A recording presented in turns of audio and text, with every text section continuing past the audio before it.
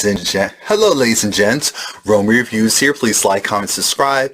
Alright, this is my quick review for, you see how my voice is going? Disclaimer, this is The Real Housewives of Atlanta, Season 11, Episode 4. My voice is messed up because between allergies, Thanksgiving, the weather, obviously times with allergies, whatnot, getting ready for Thanksgiving. Clearly my body and immune system said not today. Sorry. Too much dilly-dallying. Got it. Alright. So this episode was comprised of a couple of things. We got a new cast member who I guess didn't make the cut. So it was actually really fun. And I was pleasantly surprised that the Bailey Q had a fun amount of shade and foolishness. A fun amount. But before we get to that, we can start with Eva. Eva, she's actually at the cigar shop, cigar lounge, I should say, and her husband Mike comes, and it's cool. She's going and doing some stuff for her fashion and just for herself. Her husband's going and handling the kids. It's great when it's that type of relationship wherein, it's not just all one person to do the typical house duties. That was really nice to see. But we see that Eva, her personality is clearly being pregnant, or at least knowing that she was pregnant, she was being very reserved. But now that she's comfortable enough to show her full side, this is what we're going to get this season. We're going to get her going and throwing shade at Marlo, throwing shade at Cynthia, which the Marlo stuff we're fine with. The Cynthia stuff, not so much, but it's okay, stuff with Shamia. And part of it is because I guess not much time has lapsed since all of them have really seen each other, and we're over it because it's been months for us, but for them, it just happened. Anyway. We see that Cynthia, speaking of another Mike, Cynthia and her Mike Hill, their relationship is progressing. He's still doing his work. I think he's out in LA and she's there in Atlanta. Now it sounds like who's going to move or who's going to go and take the leap and say, you know what, this relationship is going somewhere, so maybe we'll go and take the leap. I'm not sure who. But it's nice to see that Cynthia is happy. It's nice to see her giggle a little bit. She's flirting. This is something new for us. We kind of saw that with Will, but not too much. Let's see.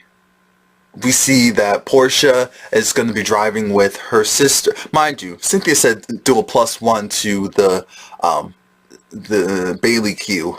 But Portia's bringing her sister and Shamia, which is fine, because Candy's going to bring Karma.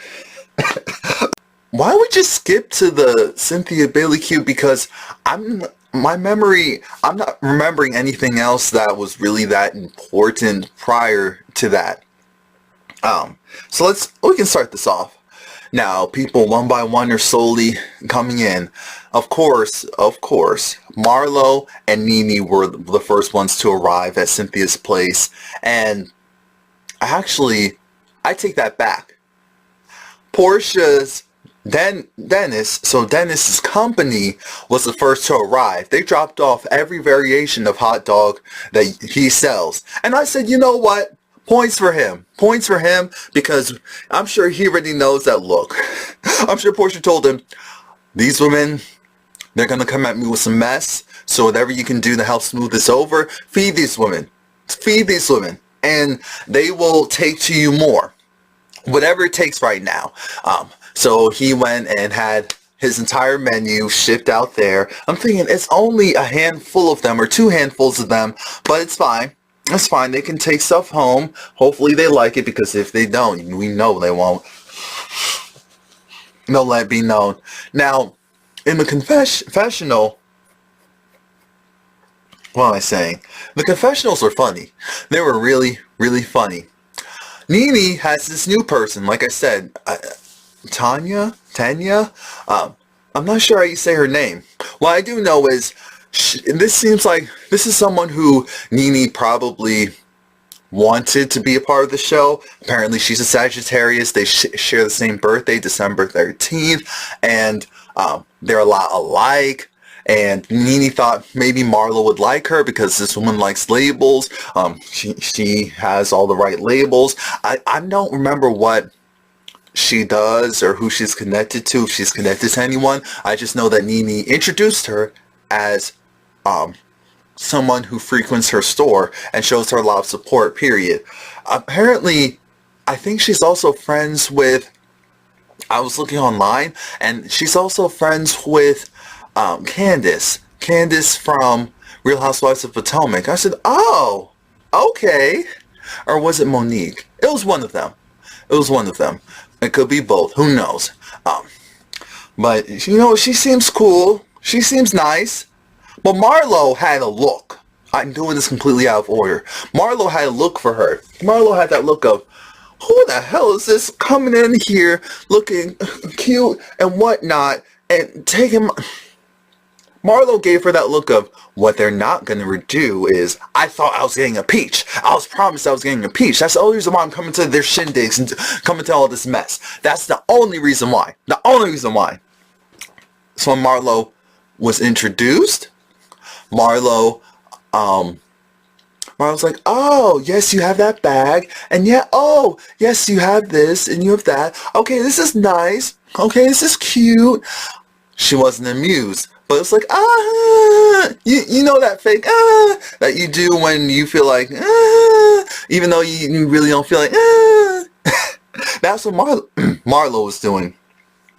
Lord, give me some strength.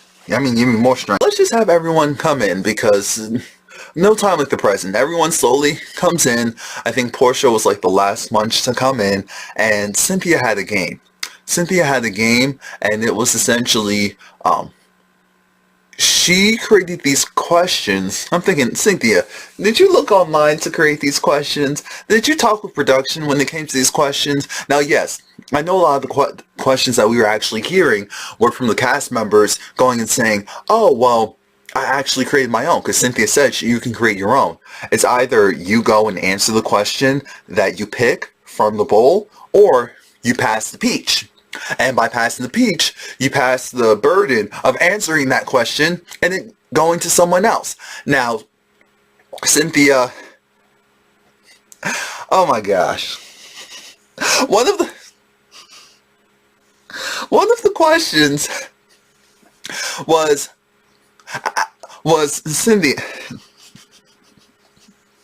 Cynthia, who was the worst dressed person?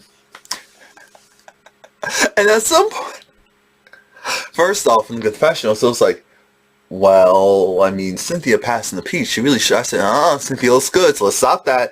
But it eventually got to Eva. And Eva said, you know what? I'll say Candy and, who's this new person? Oh, Shamari. Yeah, you two. And out of you two, I would say Candy's look is together, but Shamari's body is together. I said, okay, you know what? That's fair. And everyone's so far taking this in jest. So I thought, oh, this may not end up badly, because we know how it is with these ladies a lot of times, where they're just over it, But it was going okay. One of the questions had to do with who's the fakest, and when I tell you that who's the fakest, that drew some mess. Wait, what the? It's right here? Oh Lord, I must not be feeling well. I was looking at the episode the entire time. I thought I deleted it. But one of the questions was who's the fakest, or who's a liar, and it went to Eva. And this was interesting because now we're gonna roll back. Prior to Eva and all of this, there were some questions regarding Eva's sincerity and integrity. Cynthia said that she was over Eva because Eva was the type of person who made up that story about, Cynthia paying Will, remember Will from last year, Will to be her date. And in the confessional, Nene said, why would Cynthia is cheap. Why would she wouldn't she's dollar store cheap. She wouldn't pay anyone to go and be her date.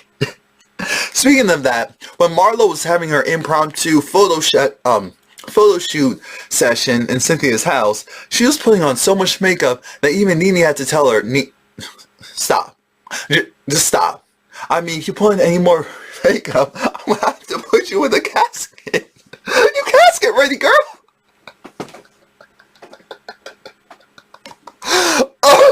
Wait, excuse me. Anyway, let's back up, because now that I have the episode, I forgot about this. Candy and Todd, they went to see Dr. Jackie, and I guess this is Dr. Jackie's real office. We've always seen Dr. Jackie in her like side office and all of that, but I said, look at this. This looks nice. But Dr. Jackie is talking to them, and she's a little concerned because she's trying to figure out what's going on with them. Candy and Todd, they want to have another kid. And so it's like, are you going to carry the baby? No, because Candy had health complications, and so she's not carrying the baby. So how are we going to do this time around? That's when she said, there's still some eggs available. There's 2 eggs that are already fertilized, ready to go. And because Dr. Jackie said, well, we can do it the old-fashioned way. Todd can go and dibble and dabble in the punani of, some of the surrogate. Candy said, try that threesome stuff. No, it's not for us. But they're going to use the egg. Todd wants both. And Candy had that look of, okay, I was thinking just one, but Todd wants both. It's like, oh, there's 2 options? Yeah, both. Problem is that it costs upwards of $90K. Insemination, and then I guess also surrogacy, the whole process. And the look on Candy and Todd's face when they realized that, like, excuse me? Smurf? And that's when Candy decided, well, Todd said, look, I guess I'll have to get an extra job. Candy cackled so hard. I said, Candy, now you laughed a little too hard. You already know that people say your husband, he doesn't work, or they're not sure what he does work-wise. Now we fast forward to, like I said, the Evo's at the cigar bar. That doesn't matter. What matters is, oh my God, thank God the episode is still here, because remember to like this video, leave a comment, and subscribe and come back. Work tomorrow. I don't know how that's going to work. But Portia went on a, date with Dennis and his mother. His mother's name is Gina, so we'll call her Miss Gina. Just out of general respect. Normally I don't have to do that, but I understand a lot of other people expect that. So fine, I'll call her Miss Gina. So Miss Gina, she's not really featuring Portia too much. She feels like, Portia's cute. Portia's giggly. She's fun. She has some money because she went and bought Miss Gina a Louis Vuitton. What do you call that? A Louis Vuitton. It was like a small little. It wasn't a purse, wallet, borderline clutch, if you will, but. Things are still going on. I was thinking, Portia, so when did you get pregnant? Because people are already speculating that you're already pregnant, and Portia's been drinking this entire time. So maybe, unless it's like the early stages and she doesn't realize it yet, or maybe she isn't pregnant yet, but we'll see how that works. There was a couple of laughs, so things were going okay, until we get to the main event. And the main event was, he said he loved you? Well, do you love him? And Portia didn't really say anything. Portia deflected, as well as she deflected again when it came to the question about marriage and the prenup. Well, Portia answered that quickly. She answered that quickly. I'll give it to her. Portia did say she understands that she's going to create a prenup. He's going to create a prenup. She'll sign his prenup. He'll sign her prenup. So it's all good. I'm looking at both of them like, okay, if you say so.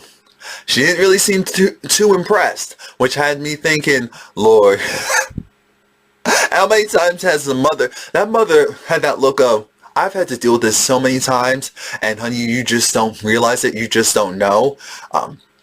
I think that was the issue with, Miss Gina. Miss Gina just had this look of, I've been down this road with her son so long, and dealing with the same type of usual mess and foolery that, okay, cute girl, very cute girl, but honey boo, honey child, my love, baby love, it's not what you think it's all cut out to be. That's what I was looking at in the mom's eyes. Was this real? Is she real? Is she really the one?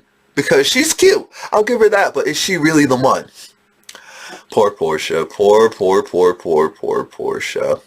Shamari, I can't believe I almost forgot about Shamari going to, oh my gosh, she went to go and pick up the birthday cake for her babies with her mother-in-law, and her mother-in-law was not amused.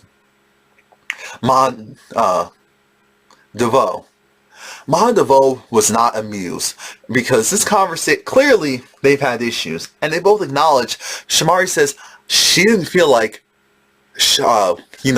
Ronnie's mom liked her initially. And Ronnie's mom said, no, I did not. I did not like the way how you handled certain things. So no, I did not like you. I said, oh, okay. And I said, that's fair. But then also the whole thing of he was established. She thought, oh Lord, here comes another one. Gold digger. But the mom likes her now. She still kind of has that look of, things aren't perfect, but they're cool. That there's love there now, which all that matters.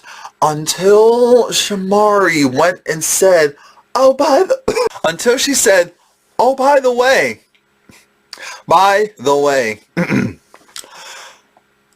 did you know that your son, had an open relationship?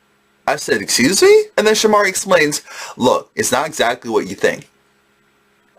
She actually suggested the open relationship because she was interested in this other woman. And so the open relationship lasted for around 1.5 years. The condition was that she couldn't be with other guys, only with girls. She was bi-curious, so she wanted to pursue that. I'm thinking, oh God, you know what? Get in where you fit in. Everything isn't for everybody. If it worked for them, it worked, but it didn't. Just like we figured, it didn't. It didn't work for them, and that's why we're all looking at her like, oh, honey, oh, love, darling.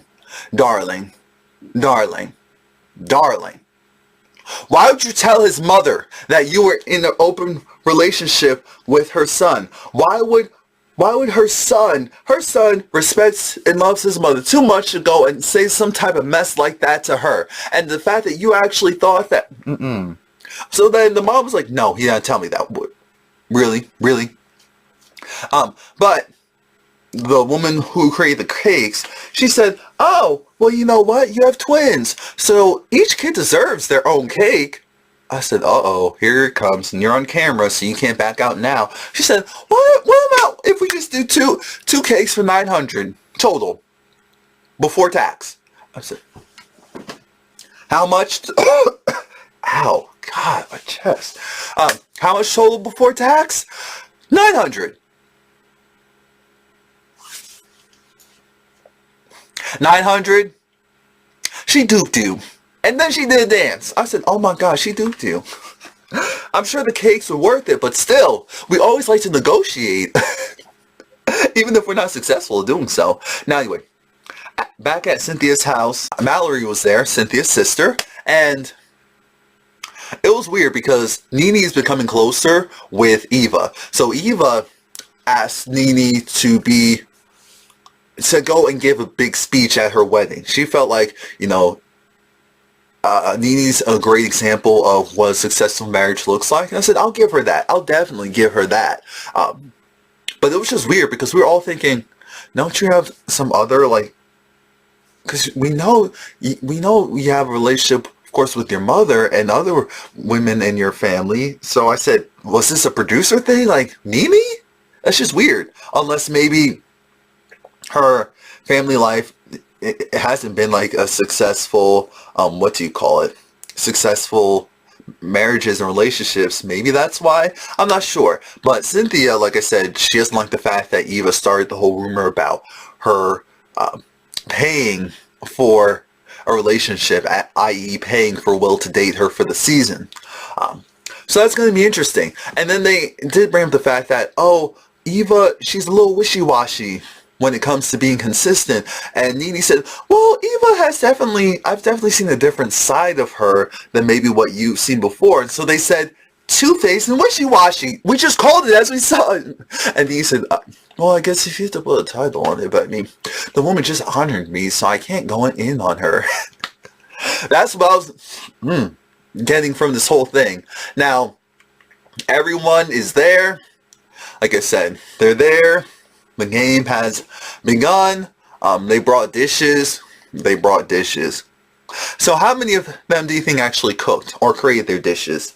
I'm sure they can do something, absolutely, in the kitchen. That's not the issue. It's about, did they do something for that occasion as they were supposed to? That's what matters. I don't know. I just know that apparently Shamia's pregnant, and Shamia was pissed in that car ride when they took her pickle away. And Portia just let me know, watch out for Eva, because Eva, she was talking some smack, she acknowledged, yes, I do have a problem with Shamia, but Eva actually created, like a little food, a plate for Shamia, because she was sitting right next to Shamia, and she was being nice to Shamia, so everyone else was kind of confused. I thought we said you didn't like Shamia. Eva said, I don't like what Shamia did. I didn't say that, I just don't like Shamia, period. I said, well, you kind of have been saying that you don't like Shamia, so what is it? And so the jokes were just flying, though, because when Portia was like, boom, well, for Shamari, what'd she say? Okay, Shamari, come through, come and boom like in the way.